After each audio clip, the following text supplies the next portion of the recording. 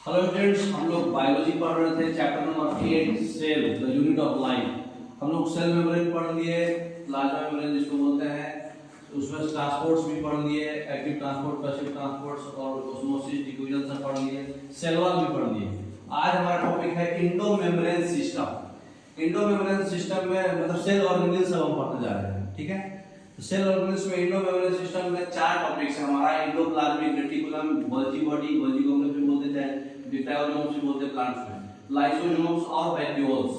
Vacuoles जो है plants में बड़ा होता है। बारी बारी से सबको हम लोग पढ़ते जाएंगे। नेक्स्ट, तो देखिए इंडो मेम्ब्रेन सिस्टम जो होता है उसमें जो है हमारा एंडोप्लाज्मिक रेटिकुलम होता है और जितना भी ऑर्गेनेल्स इससे अटैच होते हैं उसको बोलते हैं सेल ऑर्गेनेल्स, ठीक है। तो बारी बारी से हम लोग पढ़ते जाएंगे कि सब क्या क्या होता है। देखिए नेक्स्ट, तो जितना भी जो why are this part of the endo membrane system, ये इंडो मेम्ब्रेन सिस्टम में इसको क्यों बोलते हैं चारों को? इसलिए बोलते हैं क्योंकि ये प्रोटीन ट्रैफिकिंग मेम्ब्रेन ऑर्गेनेल्स है, जिसका काम है सिर्फ एक दूसरे से कोऑर्डिनेशन बना के रखना, ठीक है। इसलिए इसको बोलते हैं इंडो मेम्ब्रेन सिस्टम, मतलब मेम्ब्रेन के अंदर। इंडो मतलब क्या होता है? अंदर। एक्टो मतलब बाहर। तो मेम्ब्रेन के अंदर मतलब एक प्रोटीन ट्रैफिकिंग मेम्ब्रेन है, ये प्रोटीन ट्रैफिकिंग करता है। और दूसरा चीज ये है एक दूसरे से कोऑर्डिनेशन, क्लोज कोऑर्डिनेशन बना के रखता है ना। इसलिए इसको इंडो मेम्ब्रेन बोलते हैं। नेक्स्ट, दूसरा क्वेश्चन है कि इंडो का मतलब होता है विदिन, और एक ग्रुप ऑफ मेम्ब्रेन और ऑर्गेनेल्स है यूकेरियोटिक सेल में जिसका काम है टुगेदर काम करना, साथ मिलकर काम करना, मॉडिफाई करना, पैकेज करना, उसको फिर ट्रांसपोर्ट करना लिपिड्स और प्रोटीन्स को। तो उसको बनाएगा, फिर उसको पैकेज करेगा, फिर उसको ट्रांसपोर्ट करेगा, ठीक है। तो ये टुगेदर काम करता है, इसलिए ये हम लोग इंडो मेम्ब्रेन सिस्टम बोलते हैं। मतलब एक ग्रुप ऑफ मेम्ब्रेन्स है जो ऑर्गेनेल्स है और यूकेरियोटिक सेल्स में जो साथ में काम करती है, ठीक है।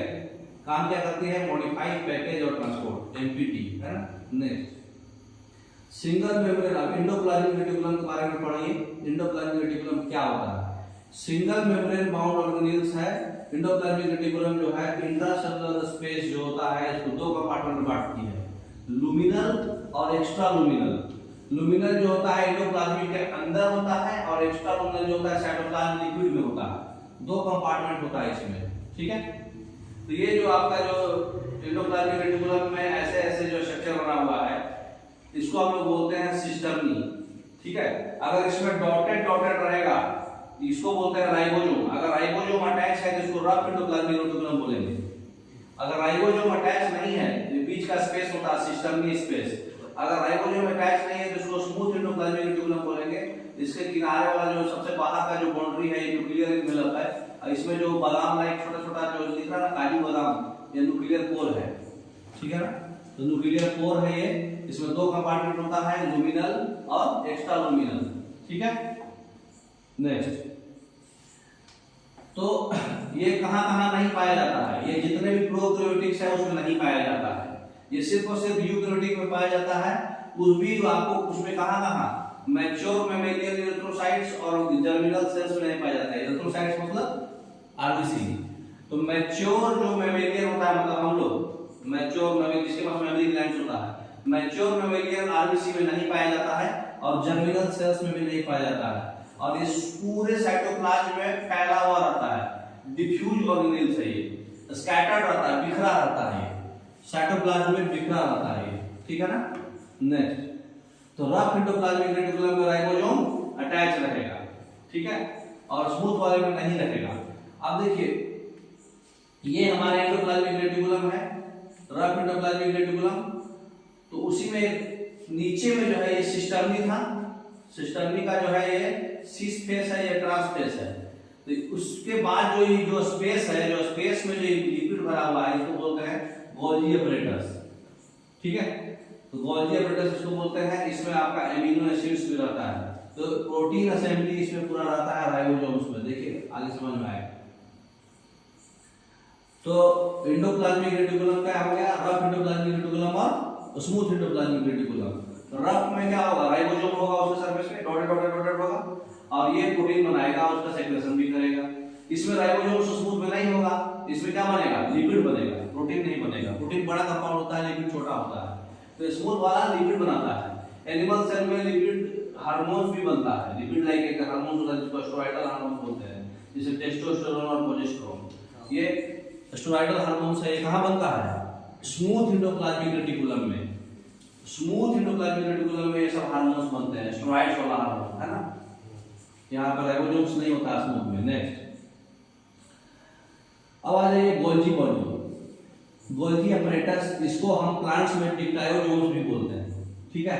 इसको खोज कौन किए थे? कैमिलो गोल्जी खोज किए थे 1898 में। इसमें बहुत सारा flat dish shape sac like system होता है, ठीक है, जो 0.5 माइक्रोमीटर से लेके 1 माइक्रोमीटर डायमीटर का होता है। देख रहे हैं आपका सिस्टम, ये सिस्टम है, सिस्टम का बीच का स्पेस है। सिस्टम का 2 फेस होता है, अभी आपको पता है। ये नीचे वाला ट्रांसफेस है, ऊपर वाला सी स्पेस है, ठीक है। तो जो भी मतलब इसका कॉन्वेक्स सिस्टम होगा या फिर फॉर्मिंग फेस बोलते हैं इसको, कॉनकेव जो फेस होता है उसको ट्रांसफेस बोलते हैं या फिर मैच्योरिंग फेस बोलते हैं। तो ये मैच्योर फेस हो गया। तो नीचे वाला मैच्योर फेस है, न्यू फॉर्मिंग वेसिकल्स जो है नीचे है, और जो इनकमिंग ट्रांसपोर्ट वेसिकल्स है जो यहाँ से बन के जाएगा वो ऊपर में रहता है। ये बीच का स्पेस है जिसको लूमेर बोलते हैं। ये सेक्रेटरी वेसिकल्स है, ट्रांसफेस के बगल में सेक्रेटरी वेसिकल्स होता है। वेसिकल्स इसमें कितना है? 3 है। न्यू फॉर्मिंग, इनकमिंग जो ट्रांसपोर्ट के लिए, और सेक्रेटरी मतलब बनाएगा, सेक्रेट करेगा और ट्रांसपोर्ट करेगा वेसिकल्स। देखिए इसका काम। तो फंक्शन क्या है? प्रोटीन पैकेज करेगा और उसको मॉडिफाई करेगा और जिसको डिलीवर करेगा या तो इंट्रासेलुलर टारगेट्स या फिर सेक्रेट्स करेगा बाहर सेल के। इसका काम क्या है? प्रोटीन का पैकेज करना, फिर उसको मॉडिफाई करना, ठीक है, फिर उसको ट्रांसफर भी करना जहां जहां भेजना है सेल के अंदर में जो टारगेट है। Important site of formation of glycoprotein and glycolipid. Glycoprotein और ग्लाइकोलिपिड यही बनता है गोल्जी बॉडी में। गोल्जी बॉडी और गोल्जी अपरेटस सेम चीज है, प्लांट्स में इसको डिप्टायोजोम्स भी बोलते हैं। तो ये ग्लाइकोप्रोटीन और ग्लाइकोलिपिड यही बनता है और पैकेज होता है, ठीक है। दूसरा चीज है मटेरियल्स को पैकेज करता है वेसिकल्स के फॉर्म में, एंडोप्लाज्मिक रेटिकुलम से लेकर के विद द सी स्पेस से लेगा। गोल्जी बॉडी से move towards the maturing phase, उसको मैच्योरिंग फेज में नीचे ले आएगा, दिखाया था ना। तो ऊपर से लेगा एंडोप्लाज्मिक रेटिकुलम से, तो एंडोप्लाज्मिक रेटिकुलम से प्रोटीन ले लिया, उसको पैकेज किया, पैकेज करके मैच्योर फेज में ले लिया। अब यहां से सेक्रेट करके ट्रांसपोर्ट कर देगा, ठीक है। तो इसका काम है पैकेज करना। अब बताइए question, cytoplasm is the main area of cellular activity in plants and animals. Cell enveloped in bacteria is tightly linked 5-layered structure. Endomembrane system does not include semi-autonomous organelles. Convex phase of Golgi body is mature phase. कौन सा mature phase था? Convex था कि concave था? Convex था। ठीक से याद करिए। Concave ऐसा था, ऊपर का maturing तो ऐसा था। बैक कीजिए, कंफ्यूजन हो रहा है आपको। मैच्योर फेज कौन है? कॉनकेव फेज है। कॉन्वेक्स फेज जो होता है, जो ऊपर वाला होता है, वो फॉर्मिंग फेज है, उसमें बनता है, वहां से एंडोप्लाज्मिक रेटिकुलम से वो रिसीव करता है। मैच्योर तो नीचे बनता है। ये कॉनकेव है, ट्रांसफेज जो बोलते हैं। तो गलत है इन्फॉर्मेशन आपका, समझ गए। तो डी आपका गलत हो गया, डी ऑप्शन तो दोनों में छट गया, तो फिर एक ही बचा बी ऑप्शन। सिर्फ एक गाइडेंस आप लगा सकते हैं। ऐसे देखिए सी ऑप्शन क्या, वो राइनोमीटर में सेमी ऑटोनोमस नहीं होता। सेमी ऑटोनोमस मतलब जिसका अपना डीएनए हो। तो हम लोग इंडोप्लाज्म में अपना डीएनए वाला कुछ पढ़े ही नहीं। Golgi body, endoplasmic reticulum, lysosome, vacuoles, इसमें अपना जेनेटिक मटेरियल नहीं होता है, तो ये सेमी ऑटोनोमस ऑर्गेनिज्म इसमें नहीं आएगा, ठीक। अब ये बोल रहा है कि सेल एनवेलप जो बैक्टीरिया में होता है 5 लेयर का होता है। एक लेयर के तो सेल होता है उसका यूनिसेलुलर, 5 लेयर कहां से होगा? साइटोप्लाज्म में सारा एक्टिविटी होता है। सही बात है, ए और सी सही बात है, ठीक है। Next,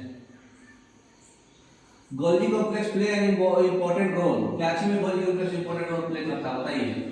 in trapping the light and transforming into chemical energy, in digesting protein and carbohydrate as energy transferring organelles, in post translational modification of protein and glycosylation of lipid. D option, lipid का glycosylation करता है और protein का modification करता है ना। Next, read the statements given below with regard to function performed by Golgi body. Golgi body के काम क्या है? Transport and chemically modify the materials contained within it. Modify करना और transport करना।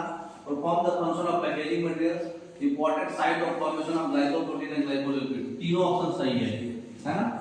तीनों काम होता है गोल्जी बॉडी का, ठीक है। नेक्स्ट 1897 में पाया गया था कैमिलो गोल्जी के द्वारा। Which of the forest Golgi complex endoplasmic reticulum में कौन सा फेस अटैच है? ऊपर वाला कौन सा फेस होता है? फॉर्मिंग फेस बनाने वाला फेस, लेकिन फॉर्मिंग फेस को कौन सा फेस बोलते हैं? सिस फेस बोलते हैं, ट्रांस नहीं। तो डी ऑप्शन सही होगा। तो समझ में आया? गोल्जी ऑपरेटर्स क्या करता है बताइए? चार ऑप्शन में से क्या करता है गोल्जी ऑपरेटर्स? मॉडिफाई करता है और पैकेज करता है प्रोटीन को, पहला ऑप्शन, ठीक है। गोल्जी कंपोनेंट साथ बाउंड बाय, गोल्जी कंपोनेंट्स कितना मेम्ब्रेन से बाउंड रहते हैं बताइए? दो लेयर है ना। गोल्जी कंपोनेंट्स किससे बाउंड रहते हैं? सिंगल यूनिट, सिर्फ और सिर्फ सिंगल यूनिट मेम्ब्रेन होता है सिस्टम, ठीक है। Single unit member endoplasmic reticulum. तो गोल्जी कॉम्प्लेक्स उम्मीद है कि आपको समझ में आ गया होगा, ठीक है। तो इतना ही है, ओके, थैंक यू।